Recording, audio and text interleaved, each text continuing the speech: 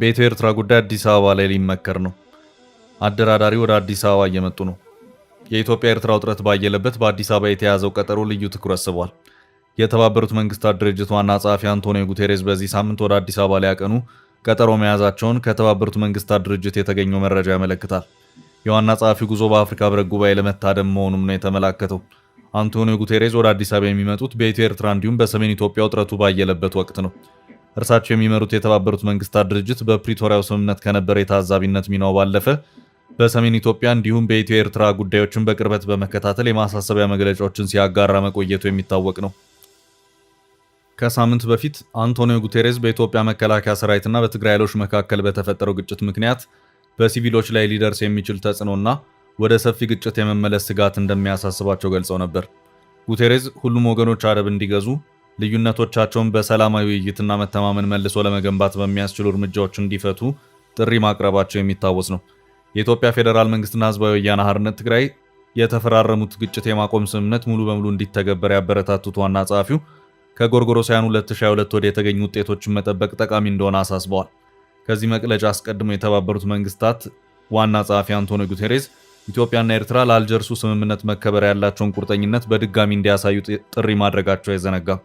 ጉቴሬስ ይህን ጥሪ ያደረጉት የአልጀርሱ ስምምነት የተፈረመበትን 25ኛ ዓመት አስመልክተው በቃል አቀባያቸው ስቲፋኒ ዱጃሪክ በኩል ባወጡት መግለጫ ነው። ጉቴሬስ በሁለቱ ሀገራት መካከል በአሁኑ ወቅት የተፈጠረው አዲስ ውጥረት ቀጠናዊ ሰላምን ሊያውክ ይችላል በማለት ማስጠንቀቂያ ሰጥተውም እንደነበር የሚታወስ ነው። አሁን ላይ ኢትዮጵያ ኤርትራን በድንበር ጉዳይ ብርቱ ክስ ባቀረበችበትና ኤርትራም ከባድ ማሳሰቢያ በሰጠችበት ውጥረቱ ከመቼውም ጊዜ ባየለበት ጉዳዩን በቅርበት የሚከታተሉት የተባበሩት መንግስታት ድርጅት ዋና ጸሐፊ ወደ አዲስ አበባ የሚያደርጉትን ጉዞ ልዩ ትኩረት ስቧል። የተባበሩት መንግስታት ድርጅት ዋና ጸሐፊ አንቶኒዮ ጉቴሬስ በዚህ ሳምንት አዲስ አበባን እንደሚጎበኙ የተገለጸ ሲሆን ጉቴሬስ በጉብኝታቸው በአፍሪካ ህብረት ስብሰባ ላይ እንደሚሳተፉ ተመልክቷል። ጎን ለጎንም ከተለያዩ የአፍሪካ ሀገራት መሪዎች ጋር ይወያያሉ። በዚህ ጉብኝታቸው ከኢትዮጵያ መሪዎች ጋር እንደሚወያዩ የተመላከተ ሲሆን በዋናነትም ስለ ተባባሱ የኢትዮ ኤርትራ ውጥረት ይነጋገራሉ ተብሏል። ይህ በእንዲህ እንዳለ የኢትዮጵያ ውጭ ጉዳይ ሚኒስቴር ለመንግስታቱ ድርጅት በጻፈው ደብዳቤ ኤርትራ መንግስትና ህዝባዊ ወያነ ሓርነት ትግራይ ህወሓት ጽምዶ በሚል ጥምረት ኢትዮጵያ ላይ ጦርነት ለመክፈት እየሰሩ ነው ብሎ መክሰሱ ይታወሳል። የውጭ ጉዳይ ሚኒስቴር መስከረም 22 ቀን 2018 ዓ.ም በጻፈው ደብዳቤ ኤርትራና ህወሓት በቅርቡ የፋኖ ታጣቂዎች የሰሜን ወሎ ዋና ከተማ የሆነችውን ወልዲያን ለመቆጣጠር ባደረጉት ሙከራ ውስጥ ተሳትፈዋል ሲሉ ወንጅሏቸዋል። በተመሳሳይ ባለፈው ቅዳሜ እንዲሁ የተጻፈ ሌላ የክስ ደብዳቤ የኢትዮጵያ ውጭ ጉዳይ ሚኒስቴር ኤርትራ ወደ ኢትዮጵያ ግዛት በመግባት የተወሰኑ አካባቢዎችን ተቆጣጥራለች እንዲሁም ታጣቂዎችን ትደግፋለች ሲል ከሱ የድርድር ጥያቄ አቅርቦ ነበር። ኤርትራ ለዚህ ክስ በሰጠችው ምላሽ ትርጉም የለሽ ውዝግብ ውስጥ ነዳጅ ለመጨመርና ሁኔታውን ለማቀጣጠል ተነሳሽነቱም ሆነ ፍላጎቱ እንደሌለው በመግለጽ አጣጥለዋለች። በውዝግቡ መሃል የተባበሩት መንግስታት ዋና ጸሐፊ አንቶኒዮ ጉቴሬስ የአዲስ አበባው ጉዞ ልዩ ትኩረት ስቧል። ሶማሊያን ማዕከል ያደረገው የአፍሪካ ቀንድ ጂኦፖለቲካዊ ርብርብ እንደቀጠለ ነው። ውጥረቱ ከፍ ብሏል። በሶማሊያ ጉዳይ እስራኤልን እንፋለማለን በማለት ላይ ታች እያሉ የሚገኙት ግብጽ፣ ሳውዲ፣ ኳታርና ቱርክ እያንዳንዳቸው በተናጠል ከሶማሊያ ጋር ወታደራዊ ስምምነቶችን በማድረግ በሶማሊያ ምድር አዲስ ግንባርን ፈጥረዋል። በትላንትናው ዕለትም አራተኛው ወታደራዊ ስምምነት በሳውዲ አረቢያ ሪያድ ሶማሊያ መካከል ተፈርሟል። በእስራኤል ለሶማሊላንድ ሀገራዊ እውቅናን መስጠቷ ክፉኛ የተበሳጨችው ሶማሊያ ከሳውዲ ጋር አዲስ ወታደራዊ ስምምነትን የፈረመች መሆኗን አስታውቃለች። በትላንትናው ዕለት በሪያድ የተፈረመ ወታደራዊ ስምምነት ፊርማ ነው። ብዙም የተጠናከረ ማዕከላዊ መንግስት የሌላትና ኢትዮጵያን ጨምሮ ከበርካታ የአፍሪካ ሀገራት በተውጣጡ ሰላም አስከባሪዎች የፖለቲካ ህልውናዋን እያስቀጠለች ያለችው ሶማሊያ ከዚህ ቀደምም ከሌሎች ሀገራት ጋር ወታደራዊ ስምምነቶች ያደረገችበት ሁኔታ ታይቷል።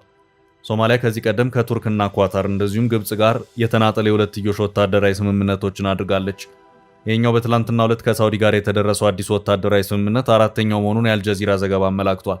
ሀገራቱ በተናጠል ከሶማሊያ ጋር ወታደራዊ ስምምነቶችን ከመፈራረማቸውን ባሻገር እርስ በርሳቸውም እየመከሩና ሶማሊያን ማዕከል ባደረገ መልኩም ግንባርን እየፈጠሩ ይገኛሉ።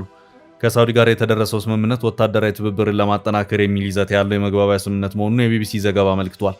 አንደኛው ስምምነቱ ይመለከተዋል የተባለው ጉዳይ ቀይ ባህርን የሚመለከት ነው። ሳውዲ አረቢያ በሌላኛው አቅጣጫ ቀይ ባህርን በረጅም የምትጋራ ሀገር ናት። አሁን በቀጠናው ውጥረትን የጫረው እስራኤል ለሶማሌላንድ ሀገራዊ እውቅናን መስጠት ሲሆን እስራኤል ከእውቅናው ባለፈም በሶማሌላንድ የቀይ ባህር ዳርቻ ወታደራዊ ቤዝ ሊኖራት ይችላል የሚለውም ጥርጣሬ የሶማሊያን፣ የሳውዲን፣ የቱርክን፣ የኳታርንና የግብፅን አዲስ የጥምረት ግንባር እያሳየ ነው። እነዚህ ሀገራት ሶማሊያና ቀይ ባህር ላይ ትኩረታቸውን አድርገው በመስራት ላይ መሆናቸውን እያመላከቱ ነው።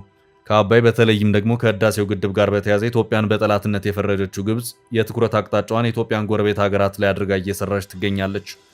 ከሱዳን እስከ ኤርትራና ጅቡቲም እያደረገች ባለው እንቅስቃሴም አንዷ የግብጽ ማዕከል እየሆነች ያለችው ሶማሊያ ናት። የኢትዮጵያ መንግስት ከ2 ዓመታት በፊት ለሶማሊላንድ ሀገራዊ እውቅና ሊሰጥ ነው በሚል ከሶማሊያ ጋር ያላትን ግንኙነት ጠበቅ ያደረገችው ግብጽ ለሶማሊያ የጦር መሳሪያ እስከማቀበልም ደርሳለች። ያም ሆነ ኢትዮጵያና ግብጽ ከአንድ ዓመት በፊት ቱርክ አንካራ ላይ ባደረጉ ስምምነት የሁለቱ ሀገራቱ ጥረት ከመርገብም ባለፈ የሶማሊያው ፕሬዝዳንት ሐሰን ሼክ መሐመድ ኢትዮጵያ እየተመላለሱ ይገኛሉ። በዚህ መሃል እስራኤል ለሶማሊላንድ ሀገራዊ እውቅናን መስጠቷ ከኳታር እስከ ቱርክና ግብጽ በሶማሊያ ግንባር እንዲፈጥሩ ያደረገ ሲሆን በትላንትናው ዕለት በሶማሊያና በሳውዲ መካከል የተፈረመ ወታደራዊ ስምምነትም የዚሁ የእስራኤል የአፍሪካው ቀንድ እንቅስቃሴ ምላሽ ተደርጎም ተወስዷል። ስምምነቱ ሁለቱ ሀገራት ያላቸውን የደህንነት ትብብር ከማስፋት ባሻገር በቀይ ባህር ቀጠና መረጋጋትን ለማጠናከር የታለመ መሆኑን የሶማሊያ መከላከያ ሚኒስቴር ገልጿል። ሳውዲ አረቢያ ሪያድ ውስጥ በሶማሊያ የመከላከያ ሚኒስትር አህመድ ሞአሊም ፊቂ እና በሳውዲ አቻቸው ልዑል ካሊድ ቢን ሰልማን የተፈረመው የስምምነት የተለያዩ የጋራ ወታደራዊና የመከላከያ ጉዳዮችን የሚመለከት ነው። ሶማሊያ ከሌላ ሀገር ጋር ወታደራዊና ምጣኔ ሀብታዊ ስምምነት ስትደርስ ይህ ከሳውዲ አረቢያ ጋር የፈረመችው የመጀመሪያው አይደለም። ከዚህ ቀደም ከቱርክና ከግብጽ ጋር ተመሳሳይ ስምምነት መድረሷ የሚታወስ ሲሆን እስራኤል በቅርቡ ለሶማሊላንድ የሀገርነት እውቅናን ከሰጠች በኋላ በርካታ ሀገራት ከጎኗ እንዲቆሙ ጥረት እያደረገች ነው። ሀገራቱ ሶማሊያ ላይ እየተባበሩና ከሀገሪቱ ጋርም ወታደራዊ ስምምነቶችን እየተፈራረሙ እስራኤልን ሲያወግዙ፣ እስራኤል በአንጻሩ ድምጿን አጥፍታ በስራ ላይ ትመስላለች። ሶማሊያ ከሀገራቱ ጋር በተፈራረመቻቸው ወታደራዊ ስምምነቶች የልብ ልብ የተሰማ ሲሆን በዚህም ከሰሞኑ ኳታር ዶሃ ላይ የተገኙት የሶማሊያው ፕሬዝዳንት ሐሰን ሼክ መሐመድ እስራኤል ለሶማሊላንድ ሀገራዊ እውቅናን መስጠቷ ሳያንሳት በአካባቢው ወታደራዊ ቤዝን ለማቋቋም ከተነሳች አትጠራጠሩ እንፋለማታለን ሲሉም ከአልጀዚራ ጋር በነበራቸው አጭር ቆይታ ተናግረዋል። የቀረበው የህገ መንግስት ማሻሻያ ጥያቄ የኢትዮጵያ ሰብአዊ መብቶች ጉባኤ ኢሰመጉ የቤንሻንጉል ጉሙዝ ክልል ህገ መንግስት የሚሻሻልበት ሁኔታ እንዲመቻች ጠይቋል። የክልሉ ህገ መንግስት ለተወሰኑ የህብረተሰብ ክፍሎች ብቻ የክልሉን የባለቤትነት መብት ሰጥቷል ያለው ኢሰመጉ ይህ የህገ መንግስቱ አንቀጽ በክልሉ የሚታዩትን ግጭቶችና የመፈናቀል ችግሮች አባብሷል ሲል በአገር አቀፍ ደረጃ የተፈናቃዮችን ሁኔታ አስመልክቶ ትላንት ባወጣው ዘለግ ያለ ልዩ ሪፖርት ገልጿል። ኢሰመጉ የኢትዮጵያ መንግስት ተፈናቃዮችን ወደ መጡበት አካባቢ የመመለስና ባሉበት አካባቢ ማቋቋም ኃላፊነቱን በካምፓላ የአፍሪካ ህብረት ስምምነት መሰረት እንዲወጣም ጠይቋል። መንግስት ተፈናቃዮችን ወደ ቀያቸው የሚመልስ ከሆነ የተፈናቃዮችን ፍላጎትና ፍቃድ መሰረት ባደረገ መልኩ በውይይት የተፈናቀሉበትን አካባቢ ሰላማዊነት በማረጋገጥና ተገቢውን ጥበቃ በማድረግ እንዲፈጽምም ኢሰመጉ ጥሪ አድርጓል። ኢሰመጉ መንግስት የተፈናቃዮችን ጉዳይና የህግ ማዕቀፎችን ተፈጻሚነት የሚከታተል ራሱን የቻለ ተቋም እንዲያቋቁም ጭምር ጠይቋል። የኢትዮጵያ ሰብአዊ መብቶች ጉባኤ ኢሰመጉ በአገር አቀፍ ደረጃ የተፈናቃዮችን ሁኔታ አስመልክቶ ትላንት ባወጣው ዘለግ ያለ ልዩ ሪፖርት የቤንሻንጉል ጉሙዝ ክልል ህገ መንግስት ለግጭቶችና ለዜጎች መፈናቀል ዋነኛ መንስኤ የሆነ መምጣቱን በመጥቀስ እንዲሻሻል ጥሪ አቅርቧል። ኢሰመጉ በሪፖርቱ ላይ እንደገለጸው የክልሉ ህገ መንግስት ለተወሰኑ የህብረተሰብ ክፍሎች ብቻ የክልሉን የባለቤትነት መብት ሰጥቷል።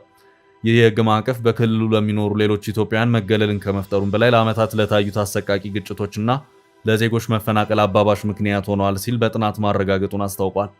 የአይነቱ የባለቤትነት ድንጋጌ ዜጎችን እኩልነት የሚጋፋና የሰብአዊ መብት ጥሰቶችን የሚጋብዝ በመሆኑ ወቅታዊ ሁኔታውን ያገናዘበ ማሻሻያ እንዲደረግበት ጠይቋል።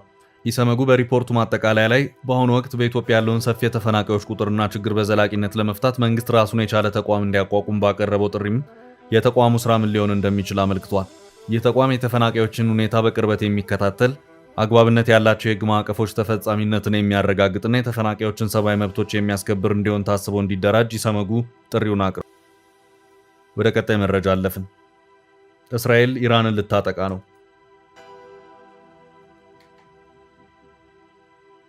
በኢራን ኒኩሌር ጉዳይ ከሰሞኑ ከአሜሪካ ጋር የተወሰኑ ንግግሮች የነበሩ ሲሆን እስራኤል ከኒኩሌሩ ባለፈ የኢራን ባሊስቲክ ሚሳይሎች ርቀት ወሰን ላይ ጭምር ንግግር መደረግ አለበት የሚል የጸና አቋም እንደያዘች የሮይተርስ እና የጄሩሳሌም ፖስት ዘገባዎች አመልክተዋል።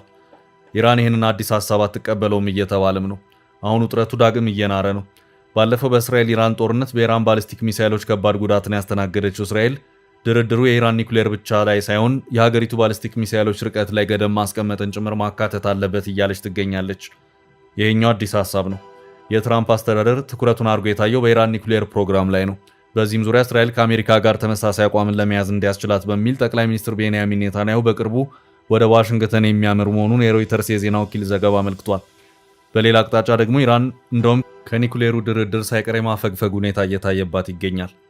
ኢራን የተጣሉባት ማዕቀቦች በሙሉ የሚነሱላት ከሆነ በከፍተኛ መጠን ያበለጸገችውን ዩራኒየም የጥራት ደረጃ ዝቅ ለማድረግ ልትስማማ እንደምትችል የሀገሪቱ የአቶሚክ ኃላፊ መናገራቸውን የዜና ወኪሉ ሮይተርስ አመልክቷል። ይህም በድርድሩ ላይ ቅድመ ሁኔታን እንደማስቀመጥም እየተቆጠረ ነው። እስራኤል ኢራን ከድርድር ወለም ዘለም የምትል ከሆነ አሜሪካ እንኳን ባትኖርበት በግል ኢራን ላይ ጥቃት እንደምከፍት ይታወቅልኝ ማለቷን ጄሩሳሌም ፖስት ባሰራጨው ዘገባ አመልክቷል። የአሜሪካ ፕሬዝዳንት ዶናልድ ትራምፕ የባህር ኃይላቸውን ወደ መካከለኛው ምስራቅ ማሰማራታቸውን ተከትሎ በዋሽንግተንና ቴህራን መካከል ጦርነት ይነሳል የሚለው ስጋት አሁንም አልተከፈፈም። በዚህ መሃል ኔታንያሁና ትራምፕ ለመምከር ቀጠሮ ይዘዋል። በቀጣይ ርዕሳችን ኢትዮጵያውያንን ጭንቅ ውስጥ የከተተው የእስራኤል ውሳኔ። እስራኤል ከሰሞኑ ወደ ትግራይ ክልል የሚደረግ ጉዞ ላይ ማስጠንቀቂያ ማውጣቷ ይታወሳል። በመንግስትና ህወሓት መካከል አዲስ ግጭት ይቀሰቀሳል በሚል ስጋት በተፈጠረበት በዚህ ጊዜ ቴል አቪቭ ኢትዮጵያውያንን ጭንቅ ውስጥ የከተተ ሌላ ውሳኔ ወስናለች። በሁለቱ ዓመት የትግራይ ጦርነት ዘመን ወደ እስራኤል ተሰደው የሄዱ ኢትዮጵያውያንን ወደ ሀገር ለመመለስ ነው እስራኤል የወሰነችው። አሁን የጦርነት ድባብ ባየለበት ወቅት ወደ ሀገር እንዲመለሱ የተወሰነባቸው ኢትዮጵያውያን ከሰሞኑ ለተቃውሞ አደባባይ ወጥተዋል። የሰብአዊ መብት ጥበቃ ቡድኖች ተቃውሞውን መርተውታል። በእስራኤል ጥገኝነት ጠያቂዎችና የእስራኤል መንግስት የስደተኛ ባለስልጣናት የከረረ ክርክር ሲያደርጉ መስተዋላቸውን የእስራኤል ታይምስ ዘገባ አመልክቷል። የእስራኤል ውጭ ጉዳይ ሚኒስቴር ኢትዮጵያውያኑ እስከ መጪው ሚያዝያ 18 ድረስ ሀገር ለቀው እንዲወጡ መመሪያ አስተላልፏል። በዚህም ከ700 እስከ 1400 የሚጠጉ ኢትዮጵያውያን ስደተኞች ከእስራኤል የመባረር አደጋ ተጋርጦባቸዋል። የእስራኤል መንግስት ለ2 ዓመታት የተካሄደው የትግራይ ጦርነት በፕሪቶሪያ የሰላም ስምምነት ማብቃቱን ተከትሎ የሀገር ውስጥ የጸጥታ ሁኔታ መሻሻሉን በመጥቀስ ነው ይህንን ውሳኔ ያሳለፈው። የሰብአዊ መብት ተከራካሪዎችና ስደተኞች ግን አሁን ላይ በኢትዮጵያ በሰሜኑ ክፍል ያለውን የጦርነት ውጥረት በማንሳት ትግራይ፣ አማራና ኦሮሚያ አሁን የጦርነት ቀጠናዎች መሆናቸውን በመግለጽ ቆይታቸው እንዲራዘም የውጭ ጉዳይ ሚኒስቴሩን ሞግተዋል። የእስራኤል መንግስት ግን አዲስ አበባ የተረጋጋችና ሰላማዊት ናት፣ እዛም መቆየት ትችላላችሁ የሚል መልስ ነው የሰጠው። ጉዳዩ ወደ ህግ ክርክር ያመራ ሲሆን በቅርቡ የእስራኤል ችሎት የመንግስት ውሳኔን ደግፎ ብይን ሰጥቷል። ችሎቱ በትግራይ ጦርነት ዘመን ለኢትዮጵያውያን የተሰጠውን የህግ ጥበቃም አንስቷል። ይህ በጦርነቱ ዘመን ወደ እስራኤል የመጡ ብቻ ሳይሆኑ ለበርካታ ዓመታት በእስራኤል የኖሩ ኢትዮጵያውያንም የሚመለከት መሆኑ ተገልጿል። ህፃናት ሆነው ወደ እስራኤል የመጡና የሂብሩ ቋንቋ ብቻ ተናጋሪ የሆኑ ልጆችም ከሀገር የመባረር ዕጣ ይጠብቃቸዋል ነው የተባለው። የሰብአዊ መብት ተከራካሪ ቡድኖች ግን የእስራኤል መንግስት ውሳኔውን እንዲያጤን ጥያቄ አቅርበዋል።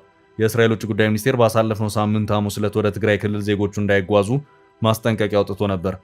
የመብት ተከራካሪዎች ታዲያ በአንድ በኩል የጦርነት ስጋት መኖሩን አውቆ የጉዞ ማስጠንቀቂያ ያወጣው ሚኒስቴር በሌላ በኩል ስጋት ባለበት ስደተኞች እንዲመለሱ ማዘዙንና ቀነ ገደብ ማስቀመጡን የሚጋጭ ስለመሆኑ ገልጸው በጽኑ ተችተዋል። ለአብዛኞቹ ኢትዮጵያውያን ስደተኞች ከሀገር የመውጫው ቀነ ገደብ ሚያዝያ 18 የሞት ፍርድ እንደሆነ እንደሚሰማቸው ለታይምስ ኦፍ እስራኤል ገልጸዋል። የእስራኤል የህዝብና ስደተኛ ባለስልጣን ግን በአዲስ አበባ ያለው ጸጥታና ደህንነት የተረጋጋ ነው፣ ወደዛ ተመለሱ ሲል ውሳኔው ቁርጥ መሆኑን አስታውቋል። የዚህ ውሳኔ 700 ሰዎች ብቻ የሚመለከት መሆን ባለስልጣኑ ቢገልጽም የመብት ተከራካሪዎች ግን 1400 የሚሆኑ ኢትዮጵያውያንን ከሀገር የሚያባርር ነው ብለዋል። በተመሳሳይ እስራኤል መንግስት ከጋዛው ጦርነት በፊት ከሀገር እንዲባረሩ ውሳኔ የተላለፈባቸውን ኤርትራውያን ጉዳይም እያጤነ መሆኑ ተገልጿል። ሆኖም ለ18000 ኤርትራውያንና ለ5000 ሱዳኖች የእስራኤል መንግስት የሰጠው የቡድን ጥበቃና ከለላ አሁን ጸንቶ መቀጠሉን ዘገባው አመልክቷል። በቀጣይ መረጃ በኬንያ ድንበር የሚኖሩ ኢትዮጵያውያን እንዲለቁ ታዘዙ። በሰሜን ምስራቅ ኬንያ ማንዴራ ካውንቲ ውስጥ ለበርካታ አስርት ዓመታት በንግድ፣ በቤት ሰራተኝነት፣ በግብርናና ሞተር ሳይክል ታክሲ ስራ ተሰማርተው የሚኖሩ ከ300 በላይ የወላይታ ማህበረሰብ አባላት አካባቢውን ለቀው እንዲወጡ መወሰኑ ተነገረ።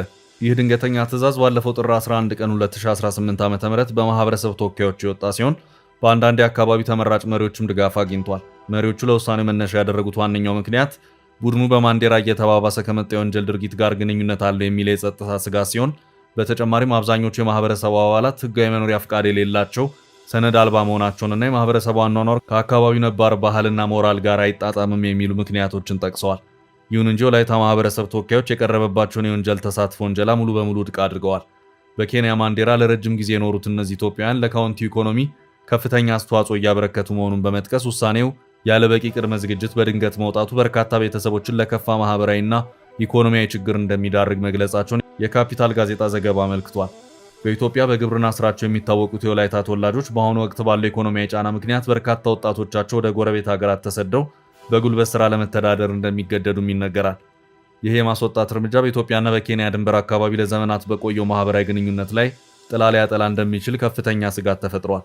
ጉዳዩ የሰብአዊ መብት ተሟጋቾችን ትኩረት የሳበ ሲሆን ሁኔታ ወደ ከፋ ግጭት ወይም የሰብአዊ መብት ጥሰት እንዳያመራ በቅርበት እየተከታተሉት እንደሚገኙ ዘገባው አመልክቷል። ቀጣይ ርዕስ እኛ ከሶማሊያ በፊት ሀገር ነበር። ሶማሊላንድ ለትራምፕ ያቀረበችው ስምምነት። ሶማሊላንድ ከእስራኤል ያገኘችውን እውቅና በመጠቀም ከዋሽንግተን ድጋፍ ለማግኘት በአሁኑ ጊዜ ከፍተኛ ጥረት እያደረገች ትገኛለች። ሀርጌሳ ለፕሬዝዳንት ትራምፕ የኢንቨስትመንት አጋርነት ስምምነት ማቅረቧን ፕሬዝዳንቷ ገለጹ። ፕሬዝዳንት ቲሮ አሁን ብዙ ሰዎች ለሶማሌላንድ ትኩረት ይሰጣሉ ሲሉ ከሰሞኑ ዱባይ ላይ ሆነው ባደረጉት ቃለ መጠይቅ ተናግረዋል። ሶማሌላንድ አሁን ላይ ሁሉንም የዓለም ሀገራት ቋንቋ እየተጠቀመች ነው ሲሉ የእውቅና ዘመቻቸው መስፋቱን ገልጸዋል። ታህሳስ ወር ላይ እስራኤል የመጀመሪያውን እውቅና ለሶማሌላንድ ስትሰጥ ከፍተኛ ተቃውሞ የተነሳ ሲሆን የአፍሪካ ህብረት፣ የአውሮፓ ህብረት፣ ቻይና፣ ግብጽና ሳውዲ አረቢያ እና በርካታ አረብ ሀገሮች ተቃውሞ አሰምተው ነበር። ስለ ተቃውሞ የተናገሩት ፕሬዝዳንቱ የሚጠበቅ ጫጫታ ነበር ብለዋል። ሁሉም ከራሱ ጥቅም አንጻር አስልቶ የተፈጠረ መልስ ነው። አብዛኞቹ ደግሞ ሶማሌላንድን ካለማወቅ የመጣ ነው ብለዋል። እኛ ከሶማሊያ በፊት ሀገር ነበርን ሲሉ ነው የተናገሩት። ሶማሌላንድ ከሶማሊያ ትቀድማለች። ወደ ሶማሊያ የተቀላቀልነው አንድ ሶማሊያ በሚለው ህብረት በማመን ነበር፣ እርሱ ግን አልሰራም ብለዋል። አሁን ላይ ብዙ ጓደኛ ለማግኘት ሀገሮች እንዲደግፉን እየታገልን ነው ብለዋል። ታዲያ በአሁኑ ጊዜ ሶማሌላንድ ከመቼውም ጊዜ በበለጠ ጠላትን በዝቶባታል ሲሉ ተናግረዋል። ስለዚህ ሁሉንም ነገር በሰከነና ግላዊ በሆነ አካሄድ ለማድረግ እየተሞከረ መሆኑን አስረድተዋል። ለአሜሪካ ፕሬዝዳንት ትራምፕ ባቀረቡት ጥሪ ብዙ የማዕድናት የተፈጥሮ ሀብት አለን፣ ነዳጅ አለን፣ በዓለም ምርጥ ወደብ የሚገኘው እኛ ጋር ነው ሲሉ ተሰምተዋል። ፕሬዝዳንቱ በዳቮስ የኢኮኖሚ ፎረም ላይ ተገኝተው ከትራምፕ ልጅ ጋር መነጋገራቸውን ጽህፈት ቤታቸው ገልጾ እንደነበር ይታወሳል። የትራምፕ ልጅ ጽህፈት ቤት ግን በኋላ ከፎቶ ስነ ስርዓት ውጭ የተባለው ንግግር አለመካሄዱን መግለጹ መዘገቡ ይታወሳል። ውድ ቤተሰቦቻችን ለዛሬ ያዝንላችሁን ርዕሰ ጉዳዮች እዚህ ላይ ቋጨን። ላይክ፣ ሼር እና ኮሜንት በማድረግ ለቻናላችን ድጋፋችሁን መግለጽ እንዳትዘነጉ እያልን ከሌሎች መረጃዎች ጋር ደግመን እስክንገናኝ ቸር ያሰማን ስንል ተሰናበትን።